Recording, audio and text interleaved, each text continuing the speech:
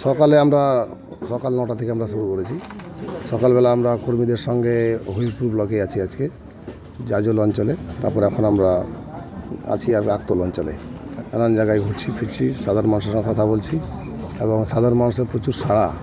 যে মমতা বন্দ্যোপাধ্যায় যে 15 বছর ধরে প্রায় 150 কোটির মতো প্রকল্প যে চালু করে রেখেছেন, মানুষের দৌড়ে দৌড়ে পৌঁছে গেছে এবং আমরা সেই উন্নয়নের কথাই মাথায় রেখে মানুষকে বলছি যে আমরা যেহেতু হরিপুর বিধানসভায় এবার একবার আমাদেরকে সুযোগ দেন।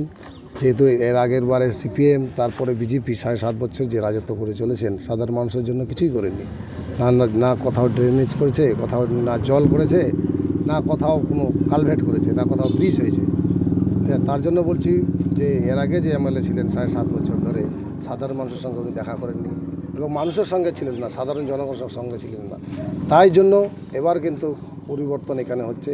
এর যে হরিপুর বিধানসভার মানুষ, তৃণমূল কংগ্রেস কর্মী, একনিষ্ঠ কর্মী, যারা বাড়ি বাড়ি যাচ্ছেন এবং আমাদের নমুনা ব্যালটগুলো যাচ্ছে এবং নমুনা ইভিএম যেটা আছে আমাদের সেটা নিয়ে যাচ্ছেন, মানুষকে বুঝাচ্ছেন যে লক্ষ্মীর ভাণ্ডার বৃদ্ধি যে পেয়েছে, যুবকদের জন্য যুবসাথী এবং এসআইআর নামে যে চক্রান্ত হয়েছে, সাধারণ মানুষ যে ভোটার থেকে বঞ্চিত হয়েছে, যার ভোট দিয়ে আজকে এমপি হয়েছেন বা এমএলএ হয়েছেন, ওনারা বলছেন যে এই ভোটারগুলো বাদ।